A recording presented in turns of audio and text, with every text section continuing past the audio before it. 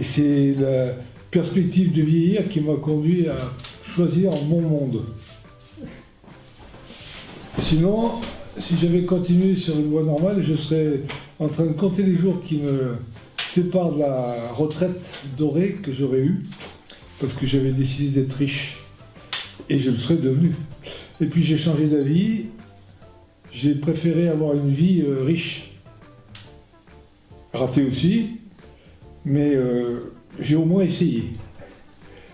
Et en cherchant une activité qui me paraissait normale, c'est-à-dire la passion que j'avais de faire du tout-terrain, et surtout de le faire découvrir aux autres. Ça m'a conduit à acheter cette propriété il y a 30 ans maintenant, et depuis 25 ans, on vit de stages et de rando de moto enduro.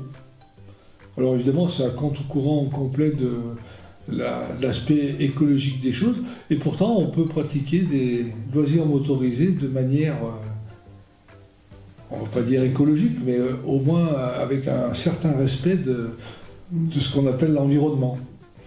Parce que quand on a acheté cette ferme, elle était délabrée, et on a voulu la reconstituer en rachetant un maximum de terrain, se concentrant autour, et en restaurant tout ce qui était fait par nos ancêtres, remonter des murs, etc. Et toujours en parallèle avec des revenus qui viennent d'une activité vraiment à contre-courant de notre façon de vivre. Et pourtant, on a pu accommoder les deux. Alors évidemment, ça a pu se faire qu'en équipe. Tout seul, je ne pouvais pas faire tout ça. Donc c'est la participation complète et totale de ma femme qui a permis de joindre l'activité moto et l'aspect je reçois du monde dans les meilleures conditions. Parce que le postulat du départ, c'était vraiment qu'est-ce que je pourrais apporter aux gens qui n'ont pas, et qu'est-ce qui pourrait les intéresser et qu'ils ne trouveront pas ailleurs.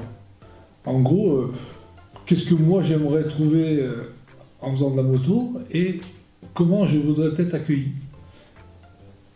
Et pendant 25 ans, on a peaufiné notre façon de travailler en améliorant. C'est-à-dire qu'au départ, tout n'était pas acquis.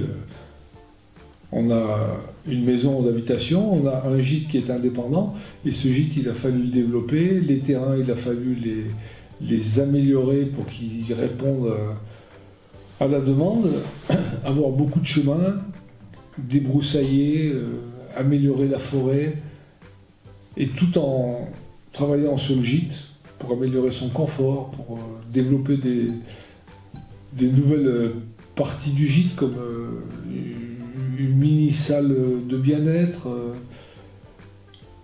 Toutes ces activités, il nous a fallu 25 ans pour les mettre au point. Et surtout, il a fallu essayer de convaincre les autres acteurs de la nature, qui sont au départ les paysans, mais qui ont rapidement disparu, mais les chasseurs, les randonneurs, les propriétaires forestiers, partout les endroits où on va circuler avec nos motos. Il a fallu convaincre ces gens-là qu'on n'était pas là pour abîmer, mais tout simplement pour profiter avec le bon côté des choses, c'est-à-dire avoir un parcours et un paysage qui vraiment est exceptionnel. Donc là, en 25 ans, ça nous a permis de voir évoluer les choses, mais vraiment, c'est-à-dire qu'au départ, on s'adressait à des gens qui aimaient la moto pour la compétition, et à la fin, on s'adresse à des gens qui aiment la moto plus pour la découverte et la facilité qu'elle permet d'accéder à la nature que pour la performance. Et toutes ces évolutions, elles tombaient bien parce que c'est une activité physique, donc ça veut dire fatigante. Et donc, en prenant de l'âge, il faut absolument s'adapter. Et heureusement, la technologie, qu'il ne faut pas négliger dans cette histoire, a apporté un plus avec des machines qui se sont améliorées, qui permettent un accès beaucoup plus facile. Et puis surtout une mentalité que j'ai vu évoluer énormément dans la région. Les gens sont très attachants Alors évidemment, au début, c'était pas l'enthousiasme, mais petit à petit, le fait de durer, de se faire connaître, en quelque sorte se faire apprécier parce qu'on sent quelqu'un. Je me sens responsable de ce que je fais et des endroits où je circule. C'est pas chez moi, c'est le bien de la communauté.